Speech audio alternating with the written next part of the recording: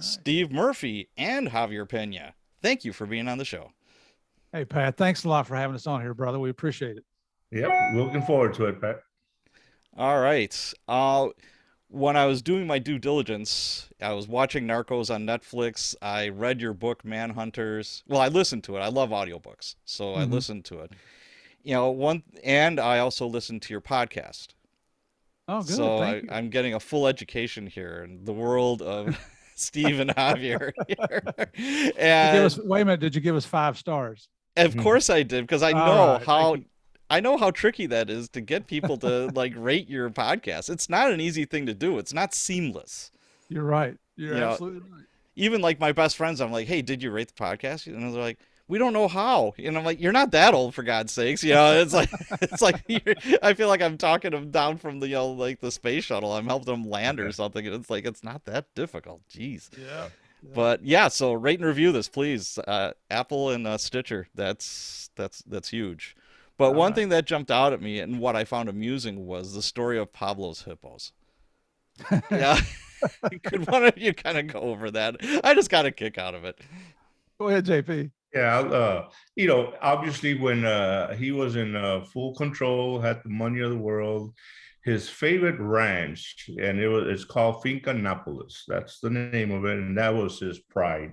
It's about, I don't know, 10,000 acres. But anyway, so the guy built he built a bullfighting ring on the ranch. I mean, a full, like a stadium, like you see in the movies. Yep, like in Okay. Spain. Yep, had a bullfighting ring, and he had a dinosaur park. And when I talk about dinosaur park, I mean humongous concrete built dinosaurs, looked like the real thing. I don't know. He had about 10 of them.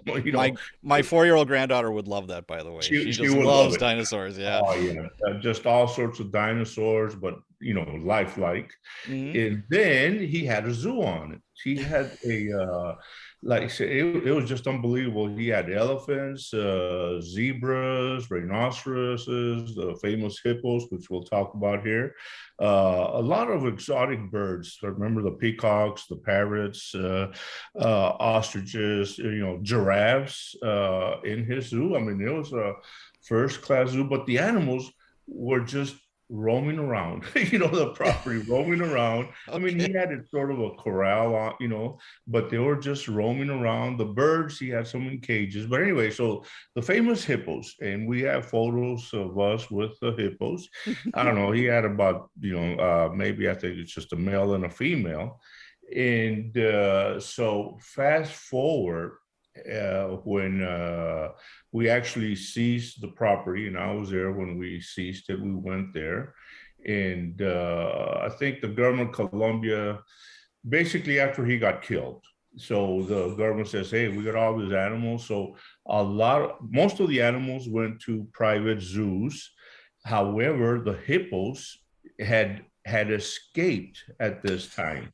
And also in Colombia, they knew where they were. They just didn't want to bother with the hippos. They basically let them go. So now those two hippos have turned into a herd of about 100 Oh my hippos. God. Yeah, that are roaming Colombia, destroying the properties.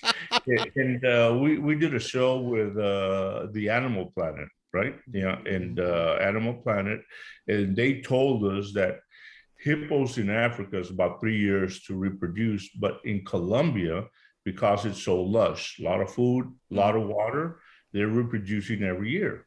So now you have a herd that has escaped, and it's a big dilemma. They're trying to figure out what to do with them. Obviously there's two sides. One side is, kill them. The other side, you can't kill them. We got to Sure. capture them.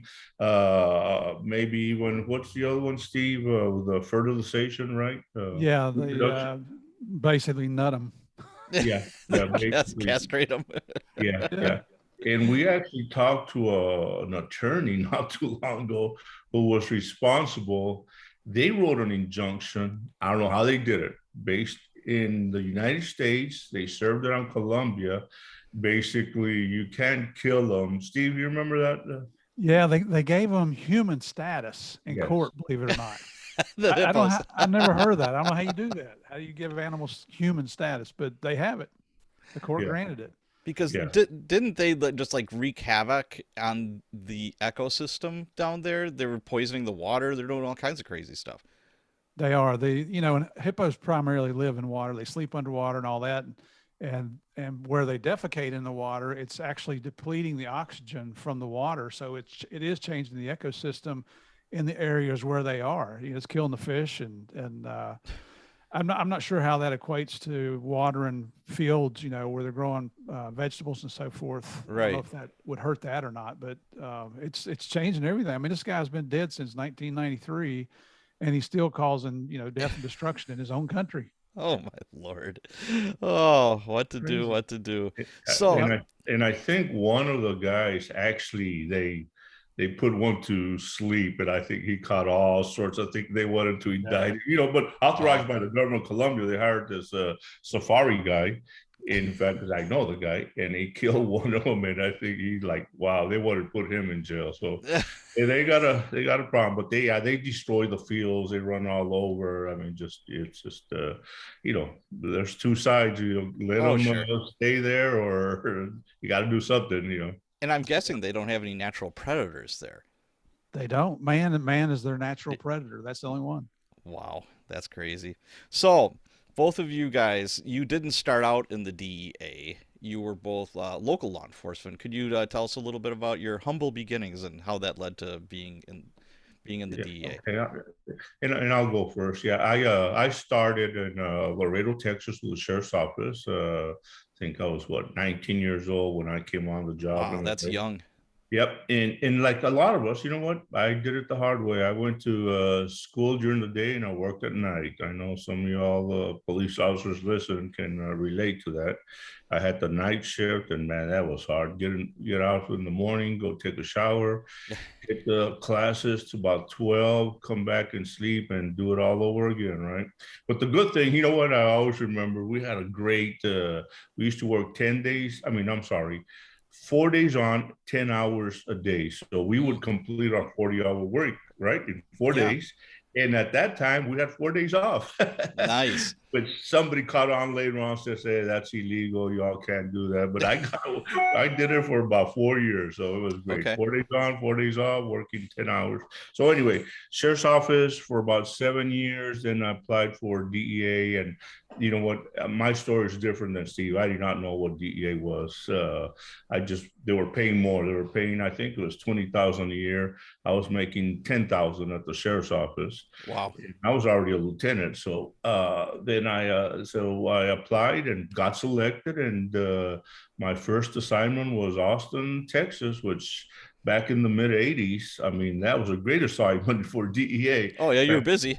Yeah, people were telling me, "How did you get Austin?" Because it was the music capital. I mean, I Oh, had a yeah. lot of fun working in Austin, Texas, and so that's really how I got into the DEA. Just basically, I was looking for a job with paying more money, and I had to ask somebody, "Hey, what is DEA?" The guy says, "Dummy, those are the federal narcs." Oh, okay, I didn't know that. What year was that about? I came on in '84, Okay. Okay. 1984. Yeah. So. All right, Steve. Well, same with me pretty much, except I wanted to be a cop since I was a little kid. Had my first run with cops when I was about 10 or 11 years old, and which is outlined in the book there. So that, Hmm. I'll keep the story in suspense. So you got to get the book to find out what really happened. Did I go to prison or not? But got my first job in 1975 as a uniform officer in the city of Bluefield, West Virginia, small town in southern West Virginia. We only had 35 officers. Did that for 6 years, same as Javier, going to, working nights, going to school in the daytime. Got an offer to be a railroad police officer in Norfolk, Virginia, with what back then was Norfolk and Western Railroad. And now it's Norfolk Southern Railroad. Hmm. So I took that because it doubled my salary almost immediately. There you I mean, go. I started at 75. I started at $9,600 a year. Ugh. So, and you know how it is. You're working all the overtime you get, all Oh, the yeah. off-duty jobs. I worked as an electrician's helper. I even sold Amway for a while. Oh, boy. Believe it or not, way back then. So did almost 6 years with the railroad police, but it wasn't what I was looking for. And this is not a bad comment against railroad police officers, because there's extremely dedicated personnel there, just like it is on every police agency. and they do a phenomenal job. But I was always interested in narcotics. And one of the Yeah. railroad cops I worked with was a former Virginia State Trooper, a guy named Pete Ramey, one of my best friends. And he had worked with the DEA task force out of Roanoke, Virginia. And he told me some DEA stories, and I really got interested. So once I finally got my degree, I was a long time student, believe it or not, just taking a few classes, each semester. Mm-hmm. And applied in 1985. It took 2 years to get the job. Got hired by DEA in 87. Finished the academy, and my first post was Miami, Florida. So I went from a little sleepy, hillbilly town in West Virginia to Miami in the 1980s when, cocaine was king down there. So you were literally Miami Vice. You were like, Well, I thought I was, in my own mind. I used to have hair. You can see I'm pretty bald now. Join that club. Yeah, and I thought I'd have that fancy car and the fancy sports. Yeah, where's your Ferrari and your sailboat and Exactly. your powerboat and the alligator? You need all that stuff. Still waiting on all that crap to happen. Although we do have the alligator that comes and visits, and we've got a lake out behind our house, and there's an alligator that comes over about once a week to say hi. Well, I was just in Fort Myers last week. I was staying at a buddy's condo, and they've got a huge, like, glorified pond. It's almost the size of a lake. And there's Mhm. two alligators in there, and I named them Elvis and Priscilla. And I'm just like, Yeah. they're just... Well, my wife named the one that comes out here, she named him Big Al. I named him Boots because if he gets too close, he's going to be my pair of boots. We'll see what happens. So you wind up in Miami in the 80s at the height of all the cocaine craziness, I guess is the best way to put it. They were stacking bodies like cordwood back then. There were so many homicides.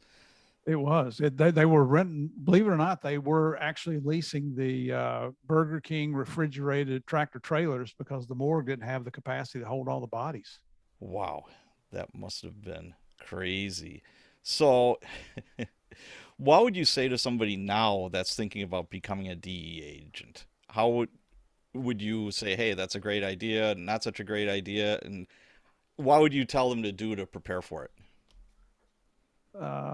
You want me to go first, JP? Yeah, go ahead, yeah. I got to tell you, times have really changed in DEA. You still have the extremely strong work ethic personnel. There are men and women, whether they're agents, analysts, diversion investigators, support staff. It's an unbelievably hardworking agency. Just like anybody else, we got a few dregs here and there that Sure. just try to get their paycheck, and that's all they care about. But the run and gun stuff like we used to do, there's probably a lot more restrictions on that now, good and bad. It just depends on what leadership's focus is at the time. It's still a fantastic job. There's unbelievably dedicated people there. It is a job where you're making a huge difference, and you're not going. This is one misconception, and I guess mainly between the drug users, is that we go out and arrest people for smoking a joint.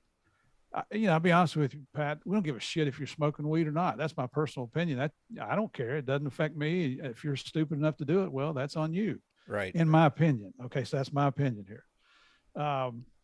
DEA is designed to go after the biggest traffickers of the world that are having a negative impact on the United States. And so that's how Javier and I ended up down in Colombia going after Pablo Escobar, and who at one point was responsible for 80% of the world's cocaine.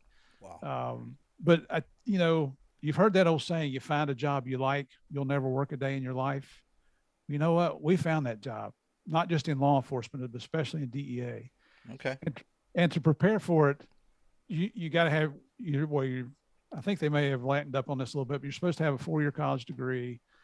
You got to have a pretty impeccable past. There's going to be a background. You got to go through psychological, no arrest record. I think they allow you to admit to having smoked weed at some point, because a lot of people do in their Sure. teenage years. But if you get accepted, you better be ready to do the physical training that goes along with it. There are 3 things that'll get you kicked out of the academy real quick. Well, I guess 4 things. One is PT. If you can't meet the standard, they'll kick you out. 2 is firearms. If you can't meet the standard there, you get kicked out. 3 is the testing. I think you can flunk one test one time or make lower than a 70. And if you do it a second time, you're out. And primary is your integrity. If they catch you lying, you don't get a second chance there. It's if you have no integrity, you don't need to be in law enforcement, right? Sure, absolutely. So if you can do all those things, then and I know they're begging for agents right now. I think every law enforcement agency in the United States is, I think you're because right. of the wonderful things that are going on in our country. Yeah. But yeah, they're applying. I've seen some recruitment ads out for DEA, so just be prepared also, because it's not going to happen over a month or two. It's going to be a long process. The only thing I want to add, and I agree with what Steve said, is basically if you come on thinking it's an 8 to 5 job, your weekends, your holidays off, you you need not apply, because Good point. that's going to be a little different. I mean, you know what? I have no pity on this, guys. You know what? I've worked New Year's, I worked Christmas Eves, I worked a lot of holidays, a lot of weekends, a lot of calls at 2 or 3 in the morning. So you gotta, it's part of the job. And you know what? There's a story out there, and I know it's a true story, where one agent, I think the boss says, "Hey, we're going to start our surveillance at, I don't know what, 6 o'clock, at night," and the guy in front of everybody says, "Boss, sir, I'm sorry, I can't do it. I usually sit down with my family at 7:30 to have dinner." Like, whoa. Yeah. So that I'm not gonna, on that too much, but you know what? It's a great job. It's the excitement, basically. It's that satisfaction once you put and you know the feeling. Once you put the cuffs on that bad guy, once you've been working a case for 6 months, a year, could be a couple of weeks, but once you take it down, you arrest everybody. You know what? It's a great feeling, because you took a bad guy off the street. But it's to me, you know what? When I came on, I was only going to do 2 years, because I wanted to go back to the sheriff's office, Yeah. and I tell people, well, you know what? After those 2 years, I stayed on for 30. So I think I like it. There's a lot of ups, a lot of downs, like in any job. Sure. However, it's you're gonna have to sacrifice. You're gonna have to work long hours, and if that's not in your scenario, then hey, you know what? Don't apply, don't get in. So Yeah, basically, it's not a job, it's a lifestyle. Yeah, I think there's that perception, especially with federal jobs, FBI, DEA, ATF, whoever, that it's kind of a 9 to 5 gig, where Well, like, it is with the FBI, right? yeah, it can be. Yeah. You'll never see a grumpier FBI agent when you wake them up at 1 o'clock in the morning for something. It's like, why the F am I here right now? This is ridiculous. I had 2 agents. True story, we had a dispatcher that allegedly got kidnapped. Mhm. And it was a Wow. friend of the assistant chief's. Mhm. So they were big buddies. And what happened was her boyfriend came over and more or less took her by the arm, and she had a broken leg, so she couldn't move very quick. She was in a cast. And the family said that he had a gun, but they didn't see a gun. And, he pushed her into a car and they're gone. So they literally set up this huge task force, and I'm in the briefing. I start work at midnight. I'm working midnight to 8. My partner and I are looking at each other, like, what the hell is this? So we get ordered to go down there, and the inspectors and the assistant chief is off to the side, and it's like, what happened? And it's like, okay, well, what kind of car does he drive? That would be like the logical thing, right? yeah. And Mhm. he's like, well, he owns 8 cars. And we're like, 8 cars? And they're Jaguars, freaking Mercedes, blah, blah, blah. And so one cop, raises his hands like, what the hell does he do for a living? Well, he's unemployed. And so, There you right go. away, everybody like in chorus, drug dealer. So Yep. the assistant chief goes nuts. She said, that doesn't mean he's a drug dealer. And we're like, oh, and he rents a car once a month and drives down to Miami. And we're all looking at each other as like, so the 2 FBI agents literally got up and said, F you, we're gone. Bye. This is ridiculous. Yeah. So they stormed out, and I'm like, oh, that was funny. I'm just like, okay. That is pretty funny. So we got a list of the 8 cars that he owned, and our job was to go to every hotel in the city of Milwaukee to see if the car was in a hotel. Yeah. So, Wow. well, you know what we did? We just took our squad to the nearest restaurant, got something to eat, and then we just goofed off all night long. It's like, and lo and behold, 7 o'clock, she called. No, I wasn't kidnapped. We had a little fight. So Uh, that was the end of that. That was yeah. it. But people think again, federal stuff happens during the day because that's what you see on TV and movies for the most part. Yeah. Now, both of you guys were local cops first. How important do you think that was for you to be a good agent? You know what, with me, and I am glad, and with the sheriff's office, like a lot of sheriff's offices, they start you off at the jail.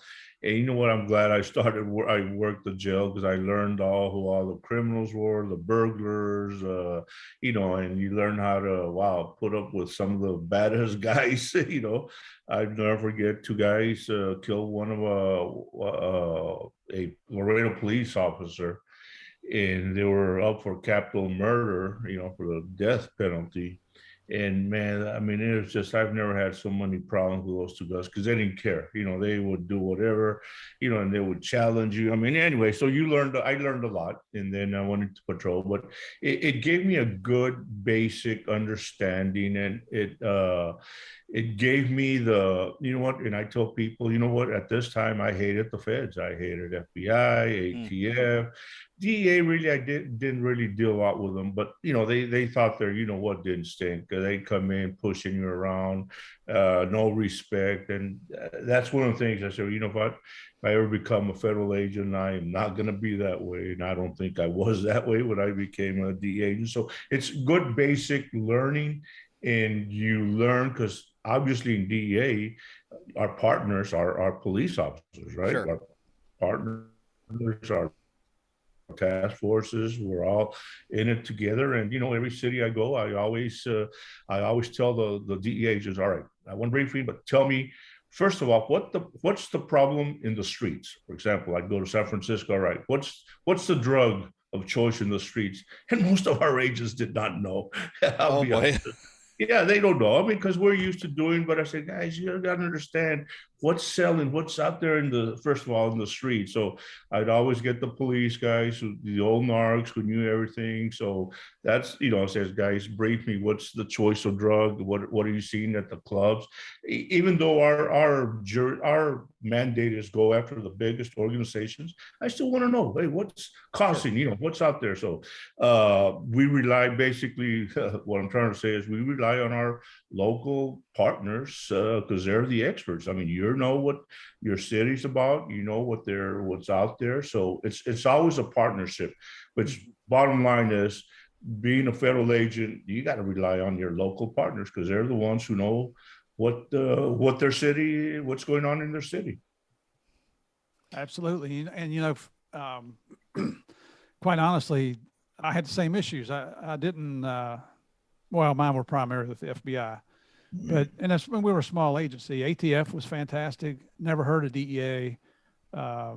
Even an IRS agent and occasionally a customs agent. They were all fantastic. The marshals were good to work with, but that stigma just sticks with you. And then, peer pressure, everybody's bad mouthing the feds, and sure. And it kind of sticks with you. And the same way that Javier did when I came on board, I actually preferred to work with the state and local partners, because, they know what's going on. They know who the bad guys are. They know Sure. they have the informants. As time went on in my career, they ended up having better surveillance and undercover equipment than we had, because of the asset seizure and forfeiture funds that were coming back to them. I know, it's pathetic, wasn't it? Yeah, not in Milwaukee, I'll tell you that much. Yeah, but if you got in a big field office, like I was stationed in Atlanta twice. Now, we had good surveillance equipment there, but right. When I was stationed in Greensboro, North Carolina, we had just the minimal stuff. Wow. So we relied on our state and local partners. And on the other hand, we only had 5 agents to cover 26 counties, and 3 of the agents there, 2 of them only wanted to work interdiction in Greensboro, which, 40% of your workforce is working interdiction in a mid-sized city. It's kind of ridiculous. Sure. And a third agent he was old timer. He's kind of retired in place. So it left me and one other agent primarily working on the cases. But that was the cool thing is you want to dispel that federal, myth that all feds are jackasses. And believe me, we can be just like everybody else. I've met a lot of state and local guys are jackasses. Absolutely. As well. when they would call me at 1 or 2 o'clock in the morning and I'm in bed, I'd roll out. And a lot of it had to do with just the excitement of the job, to be honest with you. It wasn't that I was Sure. trying to be holier than thou or anything. It was just fun. Well, what kind of strikes me is what Javier said. He was working in a jail, and you're working, different local law enforcement. You learn how to talk to people. Absolutely. Now the cool kids call it de-escalation. This has been going on for as long as I've been a cop. Now there's like training for it and stuff. It's just like, okay, it's 2 o'clock in the morning. You have an angry drunk that's a lot bigger than you. And Yeah. it's like, okay, I don't feel like rolling around on the ground with you today, sir. It's like, if I can get you chuckling or laughing or whatever, and having him almost put the handcuffs on himself, then I did my job right. Absolutely. And that's another piece of advice, I guess, that we would offer up to anybody that's looking to come on DEA is get some experience on the street, because it does. First thing you're going to learn is everybody's going to lie to you. Most What? of us, most of us grew up in, middle class families, white collar type, and people traditionally will not lie to your face, but I mean, how it is. Yes, I do. When you have a run in with the public, they're usually in trouble. There's a problem which has brought you there to start with. So it really just teaches you how to deal with people. Just like you said, talk yourself out of getting hurt. There's no reason for anybody to get hurt on this job, but man, it's gotten a lot more violent now. Well, it sure is. It's like most of the time you can talk. I mean, obviously there are situations where it's at 11 when you walk in, and there's Mm-hmm. no talking.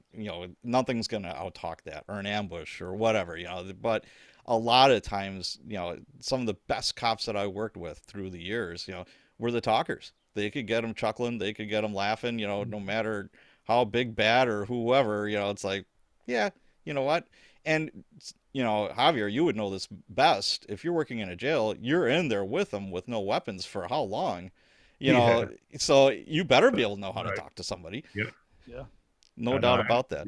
right. No weapons, and this guys, they're smart. They're very. That's why Oh they're yeah, smart. They know, but it's an experience, and yeah, just learning how to talk to people, how to deal.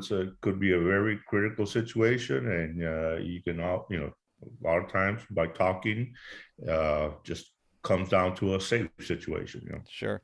So, what did your careers look like after Pablo, after Colombia? I mean, that's kind of like a mic drop almost. How do you top that? It's like, okay, this for a lot of people that would be like the pinnacle of a career, the high point. Then where do you go from there? How did that work? Yeah. Well, for me, and I left 94 towards the end of 94.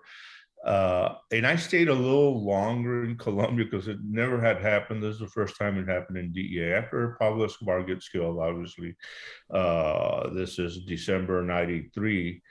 In 94, they said, "Hey, Javier, I remember it was about March or April. I got promoted to GS 13 in Colombia, and I got promoted to a GS 14, a group supervisor, going to Puerto Rico."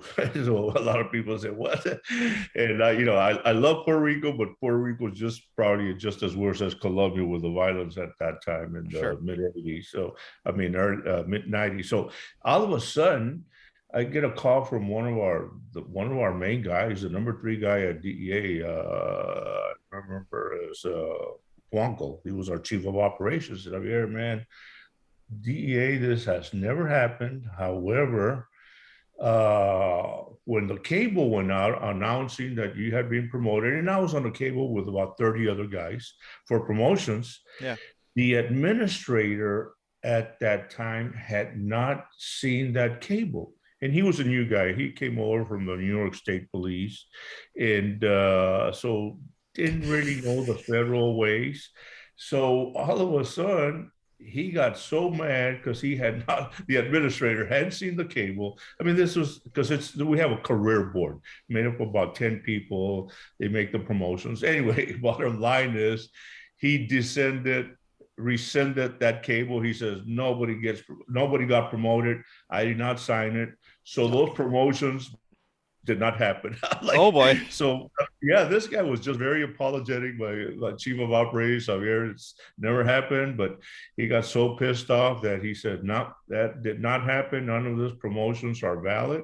I'm like, "What?" He said, "Yeah." So now, instead of you going to as the group supervisor, which is a promotion to Puerto Rico, basically I said, "Hey, where do you want to go?" I said, "You know what? Just send me to Houston." That was pretty much close to as just a senior GS-13.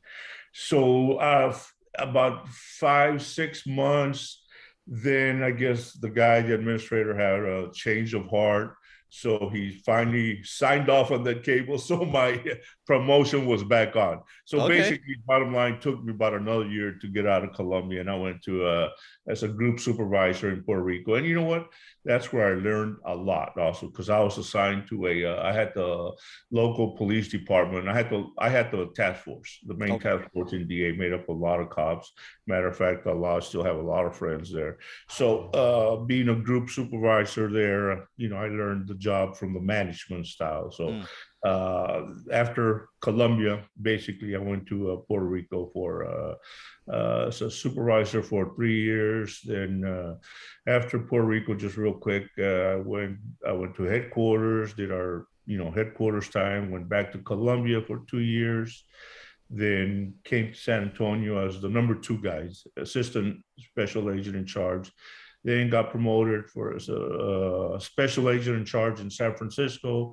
Then went back to Puerto Rico as the agent in charge, and finished my career in Houston, Texas, as the agent in charge. So, but yeah, that's my 30 years. So, Wow. And yeah, that's really tough on families. Were you married or had kids then? no, that's why I was not married at the time. Okay. Okay. So that's why I was, it was a lot more freer for me because Sure. no family, no kids. So I would just Gotcha. pack up, and I could live in a one little bedroom apartment, which I did for a long time. So Yeah. it was a lot easier for me. But did you notice, Pat? He kind of skated the question about did he have any children? Yeah. No kids, no kids. Yeah. All right. How about you, Steve? Oh, well, with DEA, 4 years in Miami. In '91, went to Bogota for 3 years. From there to Greensboro, North Carolina, for 3.5 years. Got my first promotion as a group supervisor. Went to Atlanta, stayed there a little over 3 years. Then had to go do my headquarters time, which I'd hoped would only be 2 years. It ended up being 5. But while I was there, I got promoted up to assistant special agent in charge. Then went back to Atlanta as an ASAC and ran the OSTEF strike force there for a few years. And that's then the administrator, she was decided to, she offered me what we call the senior executive service position, which is the, special agent in charge. So went back to headquarters as the head of the Office of Special Intel, did that for 1 year. And then I was detailed over to DOJ, the Department of Justice, for my Hmm. last few years in the government service, and I was the director at the OSDEF Fusion Center in the DC area. So 26 years with DEA, but a total of 38 years in law enforcement. Now, after everything happened with Pablo Escobar, you're in Colombia and all that. And like I said, it's kind of a mic drop. That would be almost the pinnacle of a career. How did that feel like when you're doing other stuff, or were people coming up to you, oh, you were the dude, you're one of the dudes that did this? It's Javier and I are both the same about this. We didn't go back and brag about what had gone on in Colombia. If you came up and asked us about it, we'd tell you the stories, and which typically would happen in a bar somewhere. Sure. But it wasn't like you walked in a new office and said, "Hey, everybody, I killed Pablo Escobar. What'd you do yesterday?" Right. But how Because did it feel like to you? It's like, well, where do I go from here? I just got the guy who was responsible for 80% of the cocaine trafficking in the world. You well, know, to be honest with you, once so when you transfer to a new office with DEA, you're the even though you got time on the job, you're still the new guy in the office, and you have to sure. earn the trust and respect of everybody in there. Even in a headquarters position, it's the same way, and you almost feel like you have to prove yourself to everybody. Well, when I came back from Colombia and went to Greensboro, I'll be honest with you, I didn't feel like I needed to prove myself to anybody anymore. If they accepted me, they accepted me. If they didn't, they didn't. But you know what, Pat? That's when the job really became a lot of fun, because Hmm. now you're not looking for any recognition or glory or anything like that. And like I said, I was working with state and locals there in the Middle District of North Carolina, and just had a freaking blast. Our primary drug back then, this is in the mid '90s, was crack cocaine. I'd never seen Yeah. crack cocaine. I'd seen thousands of kilos of powder cocaine, but I'd never seen crack. But that was the scourge in our district, so we didn't just go arrest crack dealers. What we did is we'd build up a conspiracy case to go after the source of supply. I had one OCDF case that we ran for 2.5 years. We federally indicted 76 people in 2.5 years there.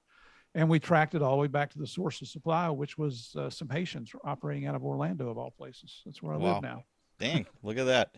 So the rest of the career was just a lot of fun. Okay, gotcha.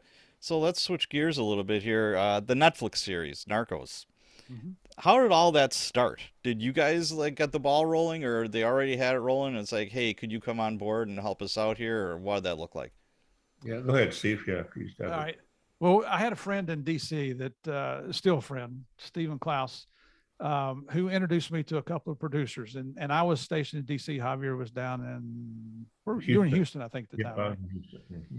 So he introduced me to a couple of producers, and we really didn't think anybody would be interested in the story. And so I went and met these producers separately, and they both wanted to take our story and make a political statement out of it. And that's not at all what we're interested in. Still to this day are not interested in that crap. Sure. So, but you kind of get your hopes up and then you get disappointed. So in February of 2013, I get a phone call from a retired Marine that Javier and I had worked with in Colombia, a guy named Gil Macklin. I hadn't talked to Gil in over 20 years since we've been in Colombia.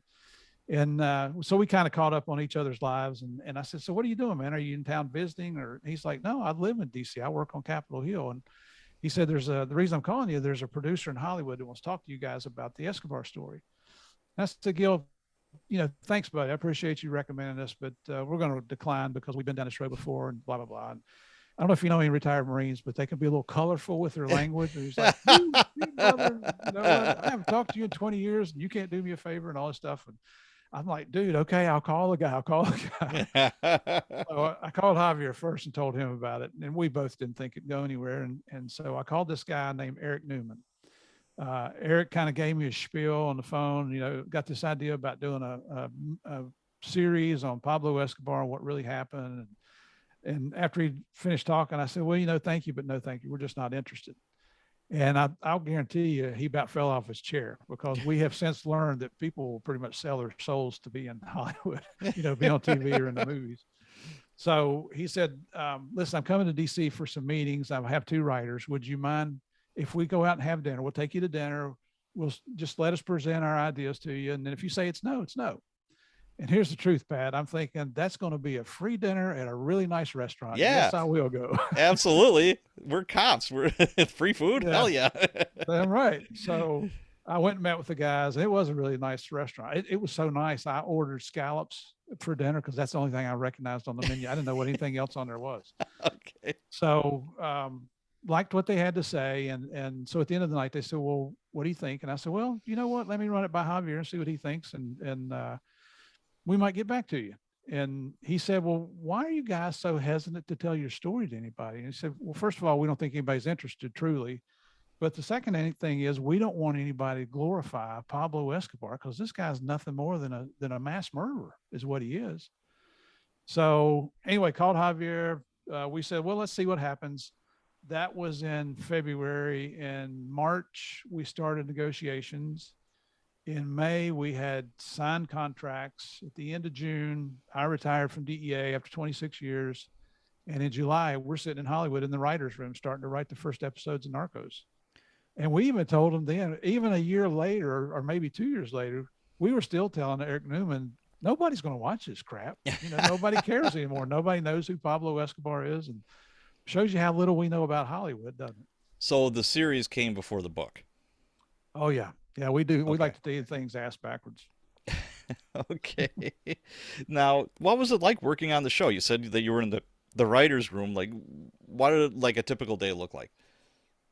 Well, a typical day was, we'd sit with the writers, and the first 2 writers were Doug Miro, right? Yeah. And Carlo Bernard. Yep. Carlo Bernard. And in fact, wow, we just watched the movie over the weekend. What's it called? The Great Raid. The Great Raid. And the guys who wrote it were Bernard and Miro. Oh, okay. Great movie. Wow, I recommend it. Yeah. Anyway, good history, military history type movie. Mhm. But so we sat with them, and you know what?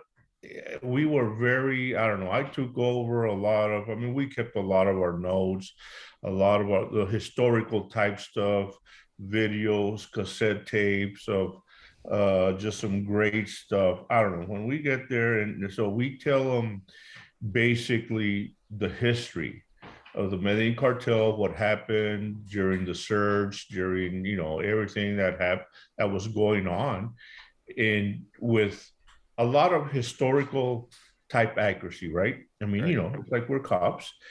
And then, I don't know, we sat with them for about 2 weeks, basically, and they would have tons of other writers. And they had they had read every book out there, a lot of historical background. I don't know, it's about 10, 12 people, but this were the two main guys.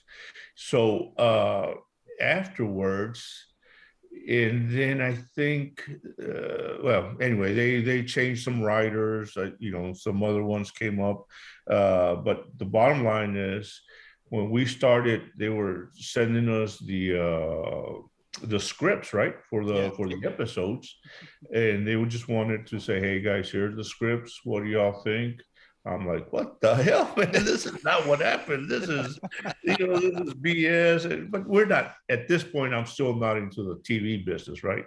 So I'm thinking more, hey, what was it, just the facts, man? That type of stuff. Right. And then all of a sudden, it was like, whoa, my God! I called Steve and said, man, this is the furthest from the truth. So that was our opening into the Hollywood. In other words, they don't care about. It's called, they told us later on, it's called artistic licenses. Yes. So a lot of it was changed. And, but I always tell people the chronology is accurate. The chronology of what happened with Pablo Escobar is accurate. Some of the stuff is not accurate out there, but it's a good, entertaining show. Sure. Now, you know what? And when it came out, I remember I called Steve and said, no one's going to watch this. It's a bunch of BS. And then all of a sudden, it had a world appeal. It was a world, people all over the world loved it. They were like wanting more. So, that's my recollection. So what jumps out at you as some of the biggest inconsistencies or embellishments? Well, Darren, I think in season 1, episode 1, they show, or no, it's episode 2. My wife and I, we moved down to Colombia. Well, actually in season 1, they show that my partner, Kevin, is killed in Miami. Well, in reality, my partner, Kevin, was shot in Miami. The informant was killed and Kevin survived. Okay. So that was the first thing. In episode 2, they show that, my wife and I had a cat named Puff. And I was going to ask you about this. Okay, go ahead. So we really did have a cat named Puff, and Puff did die in Colombia, but he was old. He had a heart attack. He the Sicarios did not break into our apartment and sacrifice him on our front door. That was, it just shows you the writers. I call them sick. Some people call them creative. Yeah, I was going to ask you, were any cats harmed in the filming of D.E.A. Narcos? No, there's Javier wasn't passing classified information, Los Pepis. I was never kidnapped, as is portrayed in there. Okay. But the one thing that really is true is that Javier is a man slut, just like they showed him. You know what? I tell people, you know what? I wish all that would have been true. One of my best friends, another copper, is just like, "Hey, you're gonna interview those guys?" And I said, "Yeah. Do you want what's your question?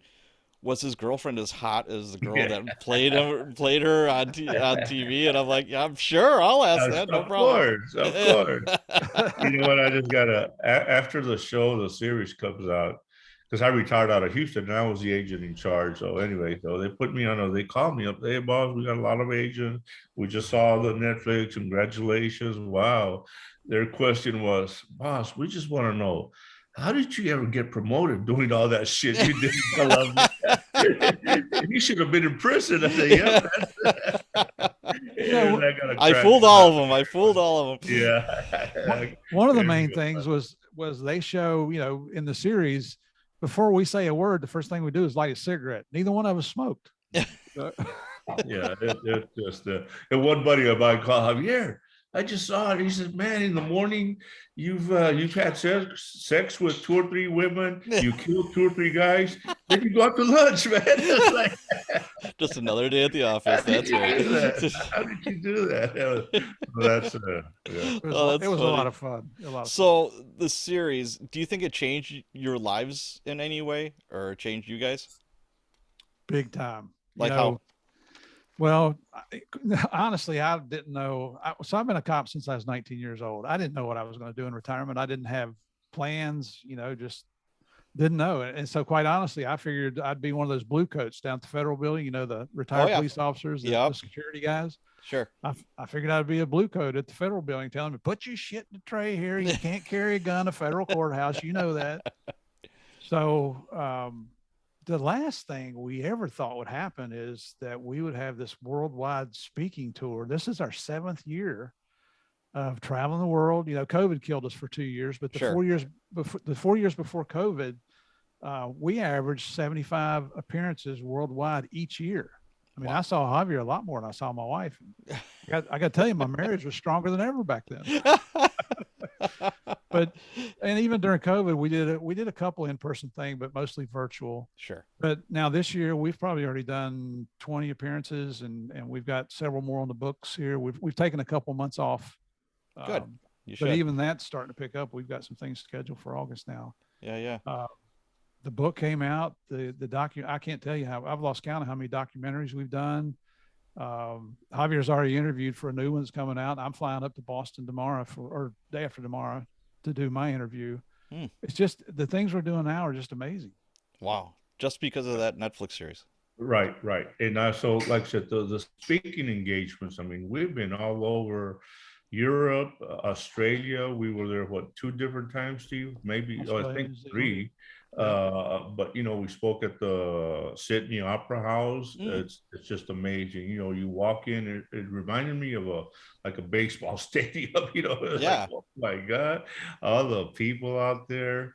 And you know what? We tell people, we tell the truth. We tell the truth about Pablo Escobar. We call it a lesson in history, what really happened. And we have our own photos, our own videos. So we let the people know exactly. We take them into Pablo Escobar's cocaine labs. We show the Freakonopolis with all the animals, the cocaine that was seized out there. So it's really more of it's a historical, but obviously with our own speaking your own flavor, with our own stories, with our own stories. So it paid off. I mean, I got to see the world. I wouldn't have been able to see it, you know, on my own. So it changed. It did change. That's awesome. So who came up with the idea for the book Manhunters? Well, you know, over the years, everybody kept telling us we need to write a book, we need to do a movie, and we're like, you know, I'll be honest with you. When I retired, I sat down one day. My wife was still working as a nurse, and so I sat down, and for about 6 hours, I got on my laptop and just started jotting down stories and memories and as much as I could, and gave it about a day. And then I looked at it the next time, and I thought, what a crock of shit! It was terrible. But as we're doing the Narcos series, Eric Newman, who's the creator and the executive producer, he grew up with a guy named Luke Janklow, and Luke's father founded Jankel and Nesbitt, which is one of the largest literary agencies in the world. They're based out of New York. They got offices in London and I think in LA. And Eric said, you know, you guys really should write a book. And he said, I'll introduce you to Luke. So Javier and I forget where we were, JP, but we're sitting in a hotel room in a Hampton Inn or something on our laptop interviewing this Luke Janklow about, like, we don't know if we want you to write our book or not, you know? I mean, one of his clients is James Patterson. So he's, you know, he's in the big leagues. So anyway, we hired Luke, and then he found us a ghostwriter, Isabel Vincent, who actually wrote our book. And she doesn't get the credit that she deserves. She's fantastic. She came up with the idea of having a JP story, then having a Murph story, and going Yeah. back and forth and getting the different perspectives. Did a phenomenal job. She's a friend now, still a friend of ours. I just spoke to her last week on a potential new project for that Lost Clipper thing, Javier. Yeah. So she's looking at writing a book on that now. But that's how our book came about. The problem was when the book came out, it was when Donald Trump was going through his first impeachment proceedings. Okay. So they flew us, our publisher, St. Martin's Press, flew us both to New York to be on, the morning shows, the big national morning shows, and called us the night before. We're already in our hotel room, called us and said, hey, we got bad news. He said, all the morning shows just canceled you guys because of the Trump impeachment. Wow. So there was, we did a podcast while we were there with a New York City police officer in an Irish bar, had a blast. Awesome. Had I like it. Had about 30 or 40 NYPD guys coming in and going, and just had a real good time. And we got to speak at a place called the Harvard Club, which, you could tell I'm kind of a blue collar kind of guy. And we're in the Harvard Club speaking, I was kind of nervous in there, to be honest. But, and another thing with Isabel, she had been in Medellin covering some of the Escobar stuff, so it was easy talking to her. She knew the basics, and not like we started, So like Steve says, our hats off to her. She's written like 4 or 5 books, but she had spent time in Medellin, so she knew exactly what we were talking about. So it was great. But Javier, you haven't seen this. She just sent this to me. I got it Saturday in the mail. This is her new book. It comes out next month. Truth and Terror. Truth and Terror. Who wrote it? Isabel. Oh, no. I'm sorry. This is Andre Kellum's book. Andre Kellum. I'm sorry. Okay. Her book's in the other room, but she's got a book that she just wrote. It's about a lady in Germany that helped Jewish opera singers escape the German, the Third Reich over there. Man, wow. Yeah. She was working on it. She told us. Remember, it was 2 sisters with the opera who loved opera. Man, if you talk to her, Steve, tell her to send me a book, man. Absolutely. Okay. Well, sorry, I Pat, was on a tangent there. no, that's perfectly fine, because I was going to say I really enjoyed the book because the way it was written. Like you said, there was kind of a Steve Murphy and a Javier Peña, and she balanced it really well. And then like the entire story, the pacing was great. It was very enjoyable. It was one of those books that you didn't want to put down because you wanted to see what happened next. And there was that human touch to it too. Yeah, and you know what? The other thing we're both proud of it is we get a lot of guys saying, "Man, hey, you gave credit to the people that deserve to be given credit," and that's what we wanted. Like I said, it's not about we didn't do much. We assisted, but and they said the guys who I've talked to says, "Javier, man, y'all did great, giving credit to the people that deserved it." Right. Colonel Martinez there, General Vargas, a lot of our guys who lost their lives. So, and that's what we wanted to do. Hey, guys, and I'll always remember the Colombians. They would tell us, sometimes it'd be like, guys, when this is over, when it was over, is please don't take the credit away from us. Basically, we've gone through a lot of hell. Oh yeah. All the criticism. We're through this, hey, we've always said, guys, y'all get the credit. Y'all did the heroic. And that's another thing that jumps out from the book, and it's conveyed is, the Colombian police were responsible for most of this. The sacrifice that, went on just to get this guy, it was just incredible. The sacrifice and heartache and it was amazing. Yeah. Just to clarify one other point that was false in the Narcos series, it shows I was on the roof when Pablo was killed. That's not true. I was back at the base. That was a Colombian National Police operation. Those are the guys that we'd been living with and working with for the last 18 months. Right.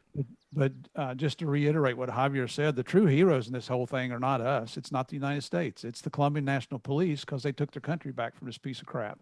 Yeah, sure. And all the innocent people that Pablo Escobar killed, all the cops. We went to a funeral where we had 8 coffins in the church. Cops Pablo Escobar killed. So it's very, like I said, there's a lot of viciousness that was done by Pablo Escobar. And you know what?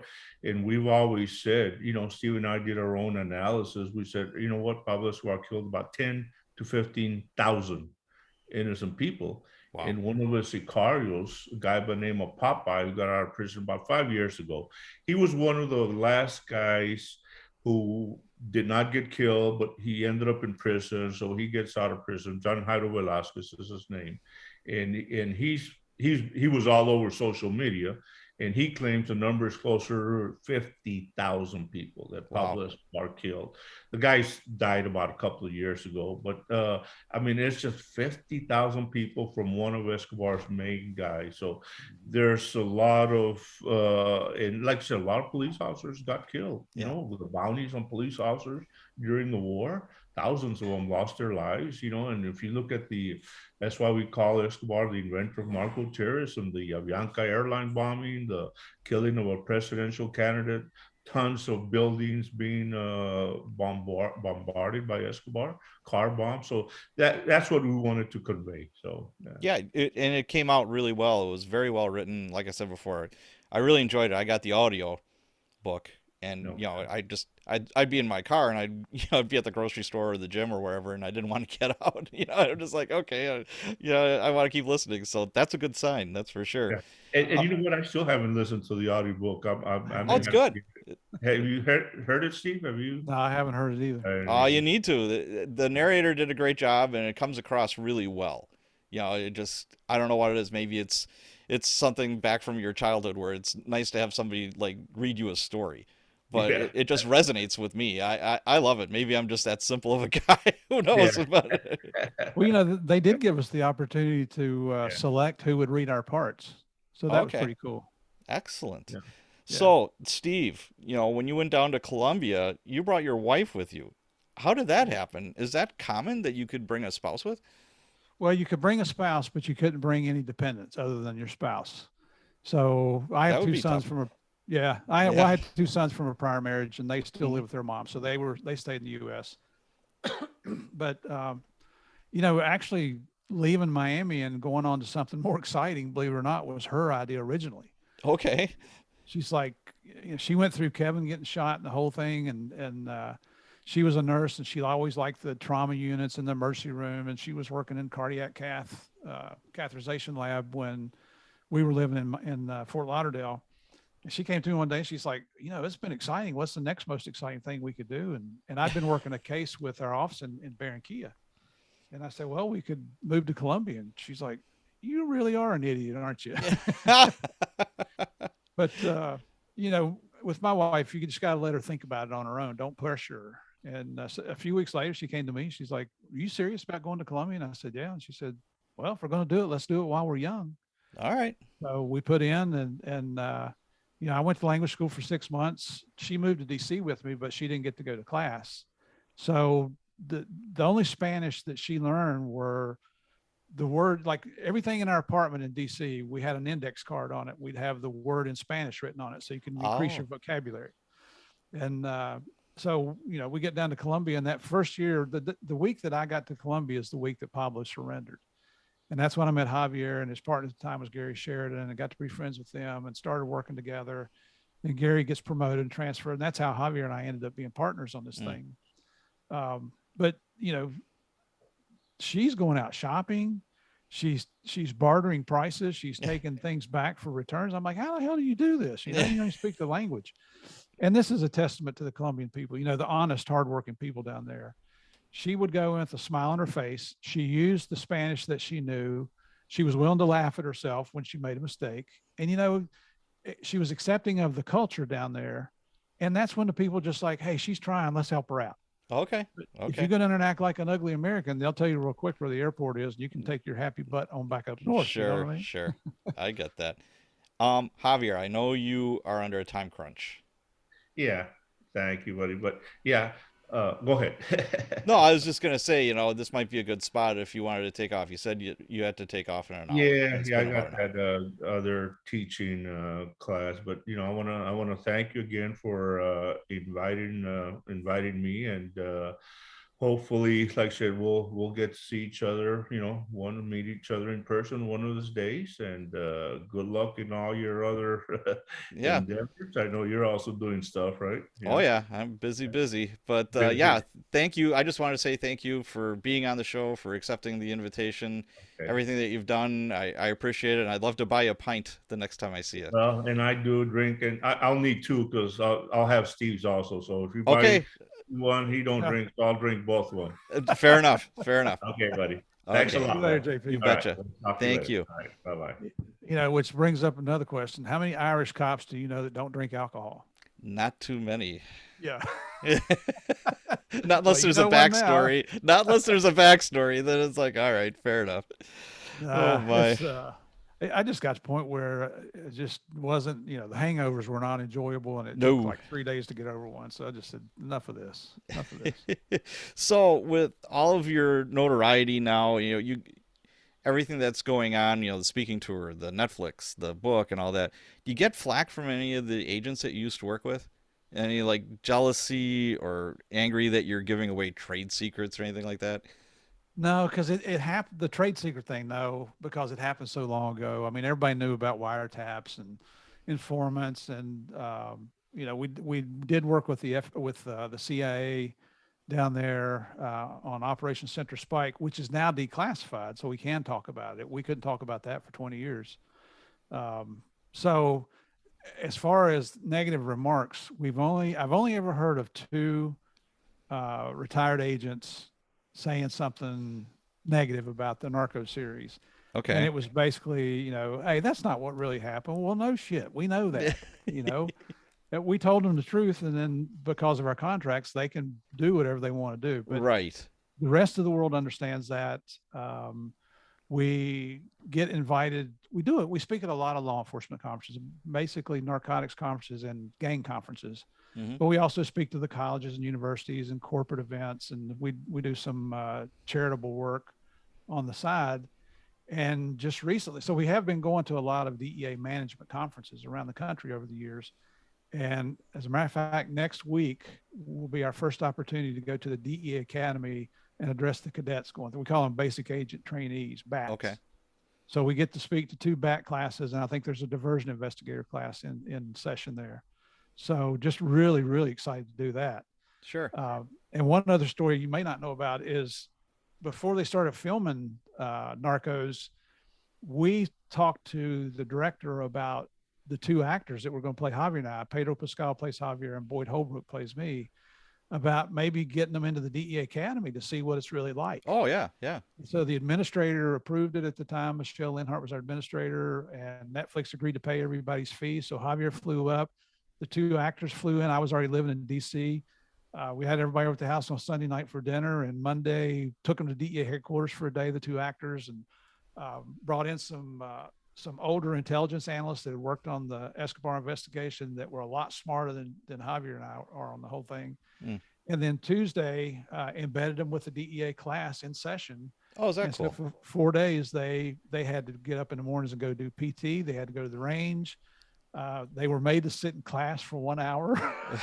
Believe it or not, you see how wonderful that is. Oh yeah. Learn how to do felony car stops. They had them working some undercover scenarios over in Hogan's Alley. And so it turned out to be a blast. Oh sure. But during that week on, I think it was Wednesday night or Thursday night, the SAC of the special agent in charge of the academy, who was a good friend of mine, and I just lost his name as I was getting ready to say it. It'll come back to me here in a second. We threw out an idea of, he said, would the actors mind speaking to the cadet class? There was two BAT classes in session. So they wouldn't let the young class come down, but the senior class, believe it or not, the DEA Academy has a bar in it, the Golden Eagle. Very good. I think that's the name of it. Anyway, the class came down, and so, the SAC spoke to him, Jay Gregorius, that's the SAC's name. Jay spoke to him for a few minutes, and then I said a few words, Javier said a few words, and each of the actors said a few words, and then everybody's just kind of standing around and like, guys, the bar's open. These are two Hollywood actors. Pedro Pascal was in Game of Thrones. That's what everybody knows him for, And I said, come up and ask them questions. They'll answer your questions. They'll take pictures. Two great guys. Yeah. And so I turned around to talk to Javier and to Jay for a minute. And when I turned back around, the whole class was lined up in front of me and Javier.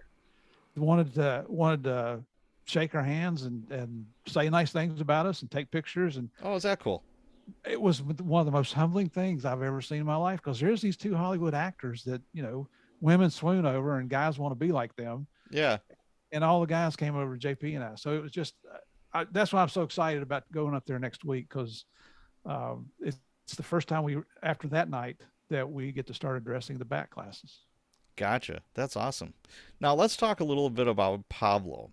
You know, after his demise, who filled that vacuum? Who filled the void? Because there's always something like that. But you know better than most people, Pat, that drugs is the center of violence. It's the center of so many crimes that go Oh, on, yeah. not just in the United States, but around the world. And believe this or not, when we took down Pablo Escobar, we decimated the whole Medellin cartel. Now, you would think that happens every time. It's the first time that an international cocaine manufacturing and distribution organization had been completely taken out. So we also know, just like you said, we take down one bad guy, there's probably 100 waiting to take his place, right? Absolutely. So we know from history that the Cali cartel stepped up, took over. They became number one. DEA works with Colombian National Police, takes them down. Then the North Valley cartel steps up and takes their place. And when we take them down, this guy named Don Berna steps up. So it just continually goes. And the question is that we posed to our audiences is, can you still go buy cocaine on almost any street corner in the United States today? And we know the answer is yes, you can. Yep. So, and that's what happens. Now, what we're seeing is that the traditional big controlling cartel in Colombia, that's not the way it is now. It's smaller groups. I don't want to say mom and pops, but it's bigger than a mom and pop type operation, but it's not the big major cartels like we encountered back then. But the truth is, Colombia is still the number one country in the world for the production of cocaine. Wow. Because what comes to mind with me is, I worked on the north side of Milwaukee at the beginning of my career, and then I got transferred to the south side when I promoted to sergeant, and the south side was filled with Hispanic gangs. Mm-hmm. Latin Kings, Spanish Cobras, Mexican Posse, et cetera, et cetera, et cetera. Right. And, like the north side was Gangster Disciples, whatever was up on the north side. And there was a bunch of task forces with the feds, and they went RICO cases on a bunch of, they cut the heads off a lot of the snakes. Right. And they decimated their whole operations. So there was this huge vacuum. So all the gangs from the north side came down to the south side. So I'm like, hey, I'm seeing the same people. I'm on a different part of town, but lo and behold, look at that. I know who you are. All of a sudden it's like, oh, okay. So yeah. Well, like, Pat, where'd you go? We missed you, brother. Yeah. So there's always somebody to take the place. That's for sure. Oh, now, yeah, there's, what, and that's, you talk about a target rich environment there is in law enforcement and in, law enforcement, especially in narcotics. It's great job security. Oh, yeah, there's no doubt about that. So how did Pablo gain so much power and wealth at such a young age? Because he wasn't that old when he died. I don't know exactly how old he was. What was he, in his late 30s, 40s? 43, I think. Yeah, to have that much power and wealth at that age, how did that happen? You know what? He started out as a petty thief. He was stealing hubcaps off of cars and gravestones out of graveyards, sanding those down and reselling them to people. Jeez. So, this guy, he's a punk. He's a street punk. Yeah. So he got involved in the black market business and appliances, televisions, things like that. And then he got involved with a guy named Restrepo is his last name, who was a small-time cocaine dealer in Medellin, and he helped him on a deal. I think the story I've heard is, I think it was 17 kilos. And after the deal was over, Pablo saw how easy it was and saw how much money could be made. And so he went and killed Restrepo and took over his business. Wow. So Pablo's business model is one of violence and intimidation and murder and torture and kidnapping. He seems to have no conscience, has no remorse at killing a person and torturing a person. In fact, if he thought you were an informant, he would have you killed, but he wanted you tortured because he wanted to know what you'd been saying about him and who you've been talking to. And because of that lack of conscience there, it made him, I don't want to say invincible because I hate to give the guy credit for anything, but everybody was afraid of him. Sure. You know, and people say, I love it when people come to us and they're like, you know, if Pablo had been a legitimate businessman, he could have been just as wealthy. No, he couldn't. When your business model is, I'll ask you to do something, when you don't do it, I kill you. That Yeah, doesn't work in legitimate business. It doesn't work in the boardroom. Yeah. Yeah. So that's, I mean, and you know, as competition came along at that time, he would take them out. But then, and I guess I have to give him credit for this. He did come up with the concept of working with Rodriguez Gotcha, who actually, believe it or not, was bigger than Pablo initially and more violent than Pablo.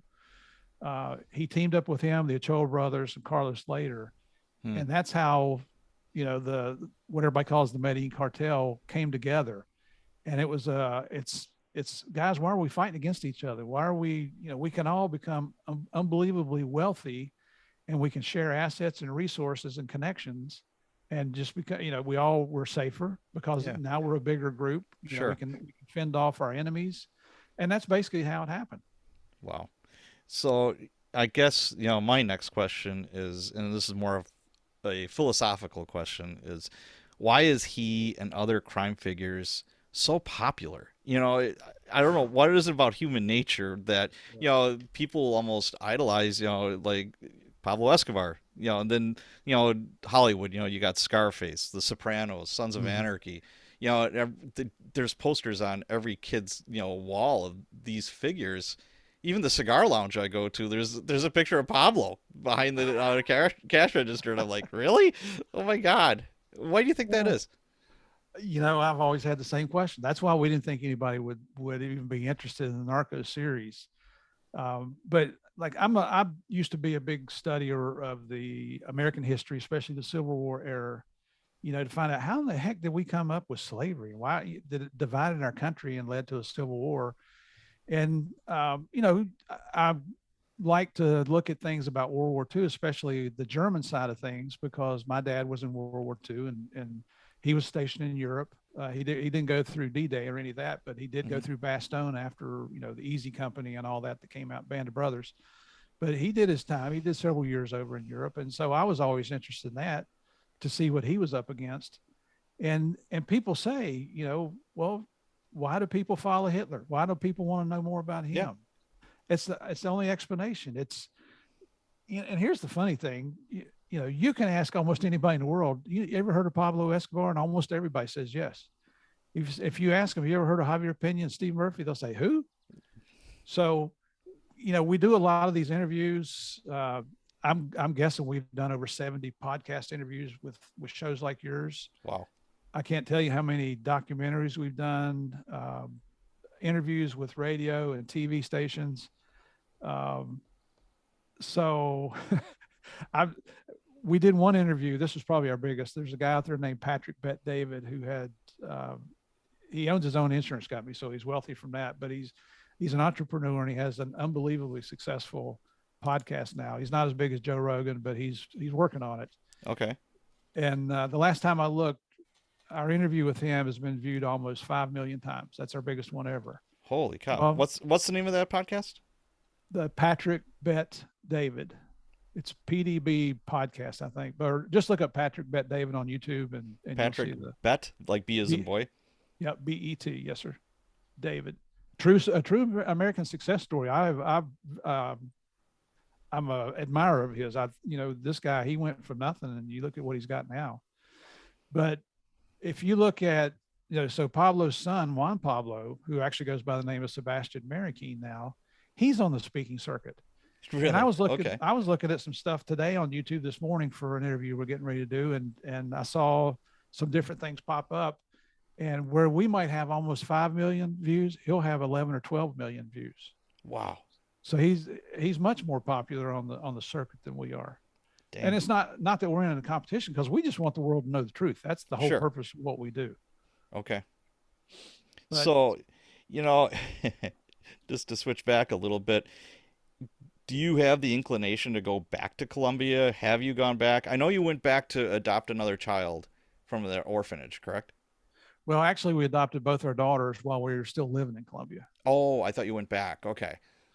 So we've been back for Netflix brought each Javier and I down separately during well, he actually went down before season one and showed him where we used to live and work and where big event things happened in Medellin in that area. Yeah. Before season one of Narcos, and then the end of season one, they brought me down, and I took my wife and two daughters down. So we spent a week down there. In season two, they flew Javier and I back. We got a little cameo appearance in the last episode of season two. Yeah, excellent. We're on air for like 2 seconds. It's not a big deal. It's something. It's 2 seconds more than I've ever been in a movie. That's for sure. And they and then there was another show came out on TV that was called Finding Escobar's Millions. And originally we were going to be the face, the voice of the show, but it ended up in a contract dispute with Discovery Channel. So they just brought us down for a couple days, and we did some introductory remarks, and that was it. But that was actually in Medellin. Okay. Now and then I think we went to Cartagena. We spoke at a corporate event down there one time. But that trip back to Medellin was my first since 1994, and I got to tell you, it was a little bit nerve wracking. I can imagine. There was, and I'll just tell you one quick story. Javier and I to fly in. It worked out so we both had to change planes in Panama at the same time. So we flew into Medellin together. I think it was Avianca we flew in on. And so they had, the production company had a car there with us. I had this young girl production assistant and a driver. And the car was one of these little Renault cars, little bitty things. Yeah. And so Javier and I get in the back there, and we're kind of shoulder to shoulder because we're both about 6'2", and we've put on a few pounds over the years. And so when you come out of the Rio Negro airport, which is outside the city of Medellin, that's the main airport. It's about a 40 to 45-minute drive to get to downtown Medellin. So when you come out of the airport, there's a long straight stretch, maybe a mile long.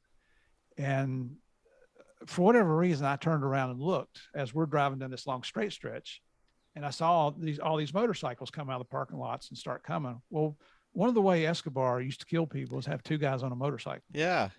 And so I'm looking back at that, and Javier turns around and looks, sees it, and we kind of look at each other, and we turn around again. Here comes one motorcycle with two people on it, just kind of leaves the group coming, gaining on us. And we're like, oh crap, we don't have weapons. It's so tight in that car, you couldn't even lay down in the seat. And even the production assistant, she's starting to pick up on it because we got real quiet. And she's like, is everything okay? And we said, well, let's just, give us a second here. Let's see what happens. And the motorcycle just zips right on by us. It's no big deal. Okay. But the memories of what that brought back is like, oh my gosh. That's Welcome funny. back to Medellin, Colombia, right? Now, when you went back with your daughters, did they go back to the orphanage where they came from? Did you show them? Well, our youngest daughter is from Medellin, and she wants nothing to know. She wants, both of our daughters have accepted we're their mom and dad. Oh, absolutely. Yeah. And the youngest one has no interest whatsoever of ever meeting her birth mom. Okay. But the older one, so the younger one's name is Mandy. The older one's Monica. Monica has always wondered about her birth parents. Sure. And so my wife, she should be an investigator because she had kept a lot of notes from back when we adopted Monica. And she made some phone calls, and we have a friend in Colombia named Rosa that did some stuff for us down there to make arrangements. So when we get to Netflix gave us a driver and a van, then he'd take us anywhere. And so Monica was adopted from a little town called Zipaquirá, which is north of Bogota. It's outside the city. And so we go up to the adoption agency and kind of knocked on the door, and they're like, can we help you? And Connie said, I'm the lady that's been calling you guys about Monica's birth mother. Yeah. And they're like, oh, you really came down here? And they hadn't done crap. So, they realized we were serious. So 2 days later, they called us and they said, listen, we've got somebody for you to meet. Can you be here tomorrow morning at, whatever time, 10 a.m. or whatever it was. So we show up, and long story short, our oldest daughter, Monica, gets to meet her foster mother who took care of her for a long time before we got her. She was 8 months old when we adopted her. So not a long time, but a couple months anyway. She got to meet her birth mother, 3 sisters, a niece, and a nephew. Wow. And that's, you may be getting exclusive. I'm not sure I've ever told anybody all this on a podcast, but Wow. um, it was a very emotional event Sure. because my kids don't speak Spanish, and Rosa was there, and there was an interpreter there, and of course the adoption center had people there to oversee us to make sure everything was above board. Yeah. And at the end, Monica is our soft-hearted child. I mean, she can watch. She can watch. Who is it that has the seven Snow White and the Seven Dwarfs? And when Snow White passes out from eating the poison apple, she'll tear up. I mean, she's just the soft-heartedest person in the world. I Okay. love her to death. Sure. And I thought, you know what? I'm watching this exchange for like 2 or 3 hours, and I'm thinking we got to go. And I'm thinking she's really gonna break down because she's never gonna get to see these people again.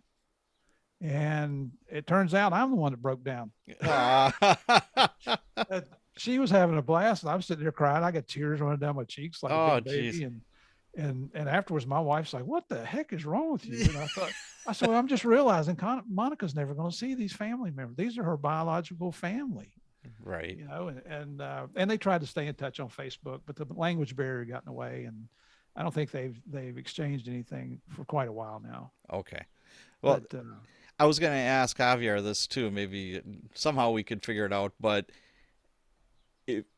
obviously you have children. How would you feel if they wanted to kind of follow in your footsteps? If they wanted to go into law enforcement? I'm okay with it. I think it's a job of Okay. honor. I love the title of being a public service servant. I know a lot of people think that's a derogatory remark, but No, it's you know, great. you know as well as I do, not everybody can do what you do and what I did and what Javier did and what law enforcement around the world is doing. It takes a special person to be able to put up with the violence that you see on a daily basis, the mayhem, the grotesque murder sites, suicide sites, beatings, accidents, the things that you just see on a daily basis, and then be able to compartmentalize them so you can go home to a family and not, you know, not suffer from PTSD. And I'm glad that it's finally coming out that that is a real thing for law enforcement, Oh, because absolutely. the public doesn't realize what you go through on a daily basis. No, they don't. They don't. But I think there is some empathy, and it goes like a pendulum. For a while it's like, oh, you're a hero, blah blah blah. Now you're a Yeah. villain. It's Yeah. like I just prefer if it was somewhere in the middle. Yeah. It's like everyone's a human being. They have different reactions to different things, and yeah, when you idolize people and put them up on pedestals, then you find Right. out they're humans, then things go south very quickly. And, you know, when I was brand new, there was no social media. There Right. was the news, but it was nothing like it is today.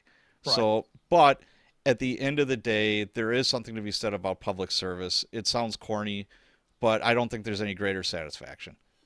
You know what? And there's no greater sacrifice a lot of times, Yes, you're absolutely just right like the about that. Bible says, man. Um, and I mean, I do know a few cops that love the limelight, but the vast, vast, vast majority of police officers don't want to be recognized. No, they do not. No, they do They just not. want to, they want to do their job and move on. I mean, I was proud of the fact that I was a cop for 38 years. Never wanted to do anything else in my life. And the fact that now I have a retirement job where I get to hang out with cops. I mean, I got the best of both worlds Yeah, right now. that's totally cool. So, kind of along these lines, do you ever fear for your safety now? No, and we get asked that question a lot. And the reason we don't is, well, first of all, you got to understand that DEA didn't hire us because we were real smart. You know what I mean? Well, I think you had some smarts. Come on now. But here's the fact, or the way it really happens is we took out the entire Medellin cartel. To our knowledge, there was only one surviving member, and that was that guy Popeye, he's kind of a lunatic. But you know what? He wrote a book. He had his own Netflix show. He was doing all kinds of TV appearances. He had a bigger following than we did, but he died of cancer a couple years ago, so he's no Mhm. longer around. There might be one or two members that don't want anybody to know they're members, so Sure. we don't ask for security details when we travel. Some places have them, some places don't. We were booked twice to speak in Mexico, and we did ask for security details there. And the first one, I can't remember what happened, but it went away. The second one, they wanted to bring us into the Mexico City auditorium, which seats like 15,000 people. And we told them, you know, we want a security detail that we select, but you pay for. And of Yeah. course, our DEA office down there was going to step up for us and all that. And when they book you, they have to pay a deposit to your agent. Mm-hmm. And after about 4 weeks, they called our agent and said, "Hey, we cannot guarantee these guys security down Oh, here. But it's so violent in Mexico, so right. we're canceling the contract," which means they lost money. We still got paid, but Oh, and since then, I have no intentions of ever going back to Mexico. it's that bad, huh? In my book, yes. Okay, fair enough. So the worldwide speaking tour. Why do it?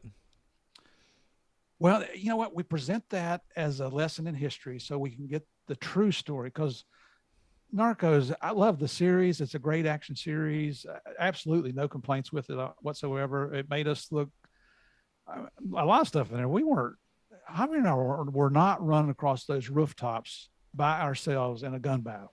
Sure. You know, we were always with the Colombian National Police. We worked with a very elite unit guys, professionals who are the actual guys that killed Pablo Escobar in December '93. Um, so we want the world to know the truth. There's another book out called Killing Pablo, and Mark Bowden is the author of it. And we don't agree with a lot of the things that Mark put in the book. So our story is just about getting the truth out there. We, especially to young people, because we get a, it's funny you mentioned social media because when I retired from DEA, you could not find me on social media. I mean, our utilities were in somebody else's name. I've Sure. always been able to work it out where you'd had a real hard time finding anything out about Steve Murphy. So then when our business starts, especially the speaking business, you've got to market if Yeah, you you do. want to make any money on it. So you had to get on social media. So now, and we're on Facebook and Instagram and Twitter and LinkedIn, and we've got a website out there and all that stuff. And we get a lot of hate mail. Javier's Okay. pretty much, he lets me run all that stuff, and we have a professional that knows what they're doing to do that. But Yeah. we get a lot of hate mail where people want to cut our heads off and shit down our throats and stuff like that. And it's just, you know, they hope my kids die of some ugly cancer. I mean, it's nasty, some of the stuff they Wow. put on there. But I'm almost guarantee you, most of the people that are sending those messages to us weren't even alive when Pablo was killed, Sure. Sure. and they don't know the true story. You know what I want to say to them. My wife, she's a very good filter for me because I tend to go off a little bit sometimes, Sure. and I want to answer these people and say, go talk to any Colombian that lived during that time. Go talk to any Colombian who had a family member that was murdered because they were in the wrong place at the wrong time. Go find out the true story and then tell me what you think. But you know, our society, we're so damn permissive that you know we want to let anybody say anything that comes to their mind, and you better not punch them in the mouth. You know, I like Mike Tyson's. Yeah. I like the way he thinks about things sometimes. Yes, he is an interesting fellow. There's no doubt about that. Um, so what are some of your fondest memories from, before we're talking, you've spoken all over the world. What are some of your fondest memories? Um, I got to tell you, going to Australia and New Zealand, we've been there twice on a tour, and plus we went down and spoke at a law enforcement conference there. Fell in love with those places. Sure.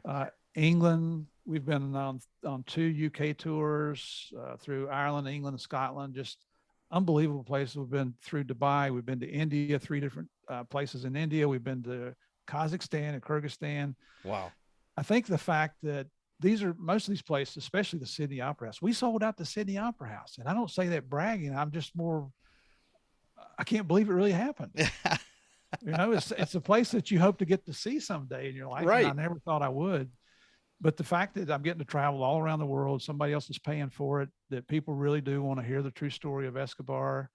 You know, it's everybody thinks we got rich off the Narcos series. We absolutely did not. And I'll be honest with you, we were paid consultants for 2 years. Mm-hmm. And if you took the amount of money they paid us per year and combined that with my government retirement check, I made more as a working agent. Okay. Okay. But That now makes sense. the speaking business, there's a little bit of money in that. Mm-hmm. And, you know, it's just kind of made life a little more comfortable for my wife and our retirement. And Sure. you know, maybe there'll be a few dollars left for our kids when we die. Yeah. You know, How much longer do you plan on doing this? Um, Depends on who you talk to. For me, I'm gonna ride this train as long as I can. Sure. I enjoy what I'm doing. I love the travel. I like being busy. My wife to tell you, she'll be the first one to tell you I'm a workaholic. I tried retiring there for a while and got bored. It didn't take very long at all for me to get bored. Mm-hmm. So I'm gonna stay with it as long as I can, as long as my health holds out. Javier, he would like to back off. He doesn't want to do 75 appearances a year, and I'll be honest with you, I don't either. That was an awful lot of Yeah, travel. that's a lot. But now, we've got our podcast going, and I'm enjoying doing that. You get to meet so many nice people like you. I love the fact that the law enforcement community is still interested in hearing this story, and it's just another avenue for us to get the true story out there. Sure. We're we were we've been pursuing a potential DEA series about DEA. We're coming up on 4 years now, and COVID hurt us really bad. Sure. And then as new administrations come in, the rules change. So we're not sure if that's ever going to happen now or not. But we're the lead investigators on this project called the Lost Clipper that involves the murder of 15 Americans in 1938 in Micronesia over wow. South Pacific. Okay. So we're, the year before COVID, I went over to Micronesia for a couple of weeks with the rest of the team, and we searched for the bodies on these islands that are inhabited but don't have electricity or running water. Wow. I look at life as an adventure. So yeah, that's very adventurous. Yes. It's a blast. Yeah, absolutely. Now, one of my kids, I told him, he's 24 years old, and he's huge into soccer. Soccer's everything. Mm-hmm. And, he's like, oh, you're going to talk. In 94, the goalie for Colombia kicked it. He screwed up all right. He kicked in the only goal, and the U.S. won because of that. It was the World Cup finals. Then he went back to Colombia and promptly got executed. And his last name was Escobar. Is there any connection? There's no connection whatsoever. As a matter of fact, Javier and I were in New York City when that happened. There was a Colombian named Dandini Munoz Mosquera. He's the guy that put the bomb on the Avianca, or he didn't put the bomb on, but he arranged for the bomb to go on that flight that killed the 110 people. Mm-hmm. And we arrested him. We found out on our wiretap in Colombia that he was in New York City, had him arrested up there. Had him approached, and he lied to a federal agent, and that's against the law. It is. Only person I know of my entire life that was arrested for lying to a federal agent and was convicted in court and got 5 years in federal prison for lying to a federal agent. But that's because everybody knew what his real participation was. Right. So we were up there for his trial in Manhattan. We were at one of the prosecutor's apartments in Manhattan watching that soccer game with 2 or 3 Colombian police officers that were there to testify. Okay. And when that goal happened, everybody just kind of looked at each other, and the Colombian cop said, "Oh, that's a dead man right there." So Escobar, the soccer player, has no relationship whatsoever to Pablo Escobar. Okay. And he was not killed by the Narcos or anybody like that. He got in a bar fight over the soccer game, though. Oh, is that what it was? Okay. Yeah, and that's why he was killed. Oh, jeez. Yeah. Well, let's talk about your podcast. Obviously, I love podcasts. That's what I love doing them. You have a weekly podcast. It's Game of Crimes. Why do it? You know what? Javier wasn't interested too much in the podcast, so we only have him on as a guest host occasionally. Sure. So I do it with a co-host, Morgan Wright, who's a former Kansas State trooper, and he was a detective in Salina, Kansas for a while, and he's now this world-renowned cybersecurity expert. And we just thought we'd give it a shot to see if anybody was interested. And as it turns out, they're very interested. It's been successful beyond our wildest dreams. We have, through he and I and people we know, we have access to people that the public seems to be interested in. Mostly every show, just like your show, has a guest. Mostly good guys or former good guys, some still on active duty, but occasionally we throw in a bad guy. So we'll bring in a former criminal. We've had George Young, who was, if you saw the movie Blow with Johnny Depp, Johnny Depp portrays George in that movie. In fact, we got George's last interview before he died last year. Oh, wow. Okay. We've had a Cuban American who was in the drug business for 25 years with the Colombians and was finally arrested by DEA in Venezuela as they were transporting 25 tons of cocaine out of Venezuela to Europe. 25 Uh, tons. Oh my God. we had an old time money launderer on that was around taking bulk cash down to the Caribbean islands, putting them in the offshore banking accounts down there. Wow. It's just amazing some of the people that we're having and people coming up. I don't want to take over your podcast talking about our podcast, but No, it's no, just no. I it's been I a find it hoot. interesting. It's been a hoot. We're like you. We only do audio right now. We don't do Hmm. video. Yep. But things may change. We've got a guest that it looks like we're going to be able to bring on maybe next month, or at least get the interview done. That if we do, we really do need to record the video because it's kind of a big deal. Okay. Uh, a bad guy. All right. So, but Cool. it's just a Well, lot of fun. yeah. Right now, I'm listening to Madison Sperry, the canine officer. Yeah, Yeah, she's a hoot. I she's enjoy funny, that. isn't she? Yeah, she is. I really like that. Then I You remember looked her you. talking about when she was in college? Yeah, You said, "What kind of grades do you make?" She said, "D is for diploma." you know, it's funny you mentioned that, and I laughed out. I was in the gym listening to this, and I literally laughed out loud. I got my earbuds, and people are looking at me like, "What's that guy laughing about?" Because I got kicked out of college twice because of bad grades. Yeah, Yeah, I got put and on academic probation myself. yeah, but for me, I was working full time, Yeah, and I was doing stupid college guy stuff. So I was doing that full time, and I was yeah, going to school, and something's gonna bend. So I'm like, oh yeah, yeah, my grades are gonna bend because those things called books. Why open yeah. those and study and stuff. But I did graduate. After getting kicked out. But when she started talking about that, I started laughing out loud. It was awesome. She's hilarious. Yeah, You she's know, and that's one of the points of the podcast, just like yours is we want to show the public that cops are humans. There's, there's not like, when babies are born in a hospital, they're like, oh, this guy's going to be a cop. right. Put him over here. We're just part of the community that we have a heart for serving our communities. And it's amazing the good comments we get from listeners about, wow, you got cops really are people too, that you get a comment like that. Yeah, So it's kind of opening the eyes to the public that, 99.9% of cops want to do the right thing. absolutely. The thing is the media only reports on that 0.1% that goes and does something stupid. Absolutely. Well, I've got a Cops and Writers Facebook group, and there's a couple of questions in there. So Oh, let's great. let's go there. Let me zoom over. All right. All right. Sterling Kirkland is asking, do they believe it made a difference? From the outside looking in, it appears that it didn't have much of an impact on the drug trade. I'm not discounting what the guy did or lives that he ruined, but did taking out one cartel leader make any real difference? It seems like the cartels are worse now than they've ever been, but maybe that's just the perception, not the reality. Now, I think Sterling hit the nail on the head. You know, every show that we do, we have a Q&A at the end, and you can ask us anything. Mm-hmm. And it's, I mean, we talk about the case, we talk about Narcos, we talk about our families, we talk about Javier's sex life sometimes. You never know what's going to come up. Low hanging fruit. But that question comes up frequently. Yeah. And so, did we have an impact on cocaine trafficking for killing Pablo Escobar? We did, but it only lasted for about 2 weeks because Yeah. Cali cartel immediately stepped up.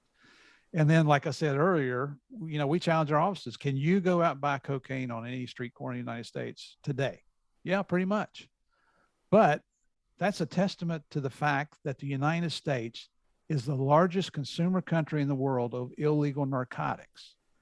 So it comes back to the thing, can we arrest our way out of the drug problem? Can we put enough people in jail that we stop the drug problem? No, we can't.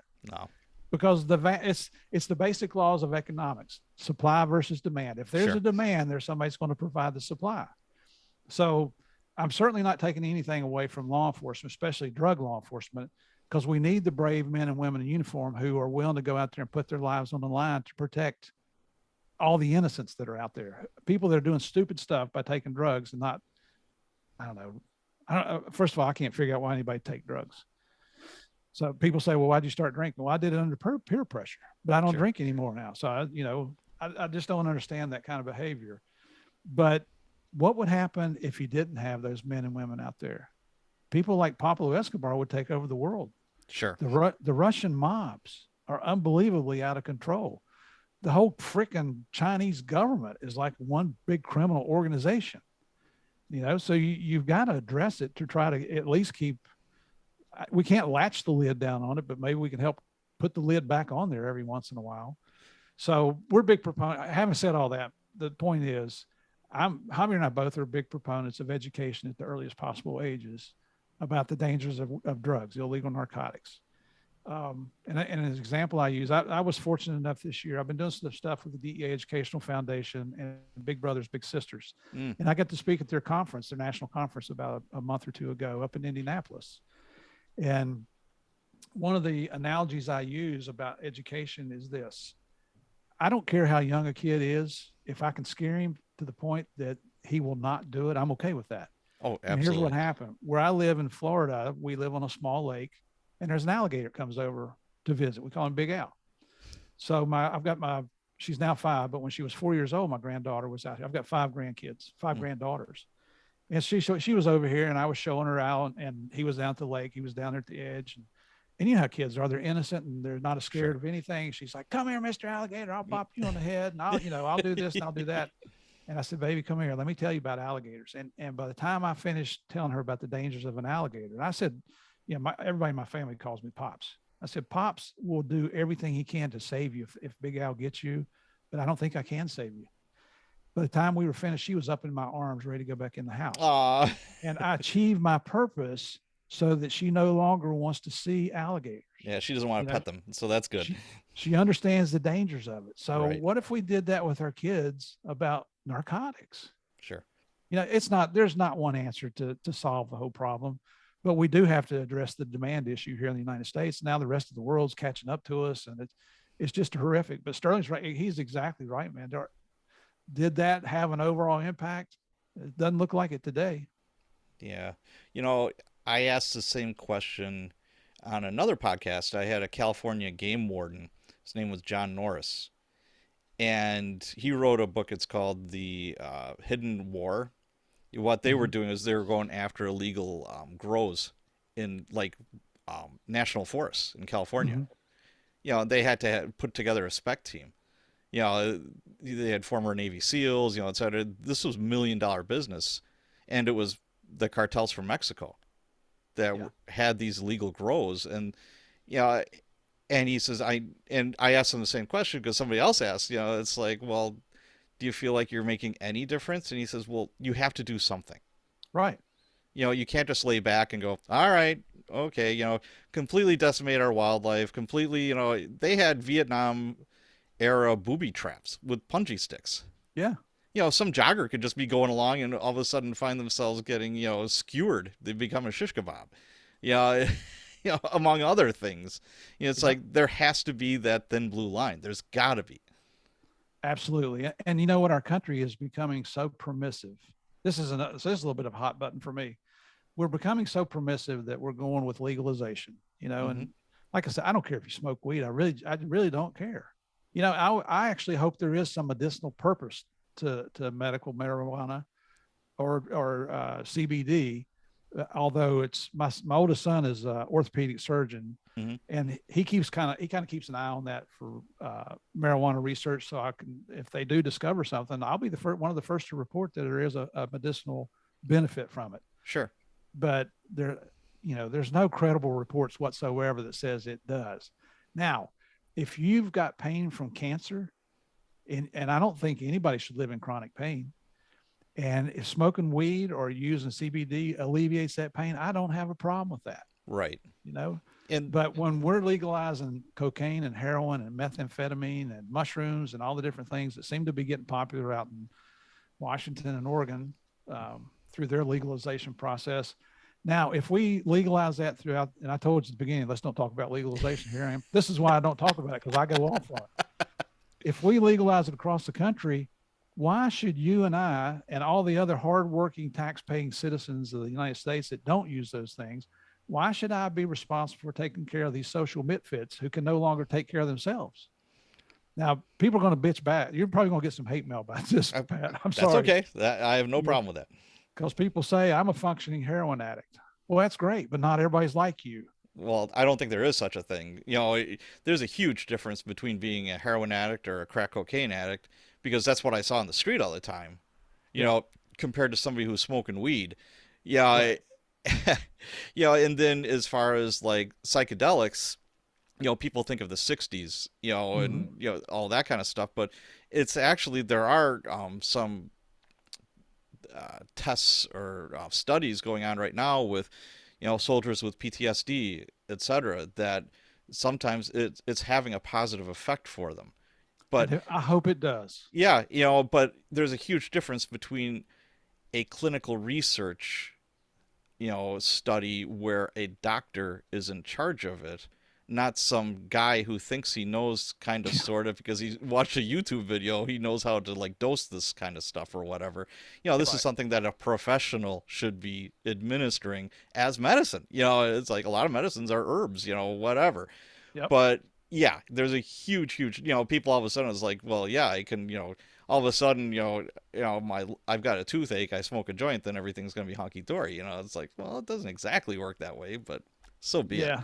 Well, and that's like me. I have a lot of arthritis in my body. It's Me too. I've had several surgeries, and Yeah. I'm really hoping CBD proves out to be beneficial because I would like something to alleviate the pain associated with arthritis. Well, my rheumatologist, I've got two different kinds of arthritis, Oh, and he said, "Have you ever tried CBD?" And I said, "Well, I was still on the job," and I'm like, I get drug tested. I'm not going to try yeah. anything right now until I retire." And he says, "Give it a try when you retire." So I tried CBD when I retired. It didn't do anything. I might as well have been taking Pez. I'm like, Mhm. okay, well, so be it. I gave it a shot. Another gimmick. Yeah, pretty much. I thought it didn't do squat for me. It's like the So snake oil salesman from back in the old Wild West days. yes, there is a placebo effect with Yeah. that kind of stuff. Yeah. So Christopher Kratchman asks, how much authority did you have in Colombia? I was going to ask the same thing. That's a great question because we had zero. Okay. you know, we did have diplomatic immunity. We had diplomatic passports, so we were protected by that. And the Colombian National Police or the government of Colombia gave us weapons permits, so we were allowed to carry weapons in their country. But other than that, we had no jurisdiction down there. That's, you know, I guess you could say we were there in an advisory support capacity, Okay. but it's a little more than that when you're flying out on the Huey gunships and going in on live fire operations and meeting informants and making payments, all done in conjunction with the Colombian National Police. We did nothing unilateral. It was always with the Colombian National Police, Okay. So but it's a little bit more than an advisory capacity. all right. Yeah, you just didn't go rogue. You and Javier didn't like go up in a helicopter and start doing your own operations. Rambos. Yes, exactly. All right. Well, I think this is a pretty good spot here to end. Where can people learn more about, you guys, Narcos, the speaking tour, the book, all the podcast, all that good stuff? Just go for Javier and I, go to www.deanarcos.com. That's our website. A lot of stuff on there. There's a calendar that shows when and where we'll be. And quite honestly, this year we've only had one or two public events. It's mostly private corporate events that we're doing this year. So that's not a lot, but there's a lot of photographs on there. There's stuff on there that tells you how great we think we are. But we also have a little shop that you can go into there and you can order our books directly from us. Now I'll tell you, the books on our website are more expensive than you can get them from Amazon. Hmm. But from us, you'll get them autographed and we can personalize them. That's the only place you can get them. You can't get that anywhere else. If Okay. you're outside the United States, you can go on eBay and order them there. As long as eBay ships to your country, we can get you the book. Hmm. If you want to find out more about our podcast, it's www.gameofcrimespodcast.com. And that's Morgan Wright and I are running that. Come over, give us a try. We'll have a shout out here to Pat's show, Cops and Writers. I appreciate that. Yeah, it's all about looking out for each other, brother, even in retirement. Absolutely. Um, that's pretty much it. You can find out almost anything you want to know about us. You can even on our DEA Narcos website, you can even send Javier and I messages there. Okay. So that's All right. we're on Twitter, Instagram, LinkedIn, Facebook as DEA Narcos, and then I'm on there as Steve Murphy also. Outstanding. Well, thank you so much for being on the show today. I really had a lot of fun. This is great. Well, Pat, thank you so much for having us on the show, man. It's always a pleasure to meet a brother sister officers out there, and thank you for your service to our country, and thank you for having us on the show. Thank you. All right, brother. Okay.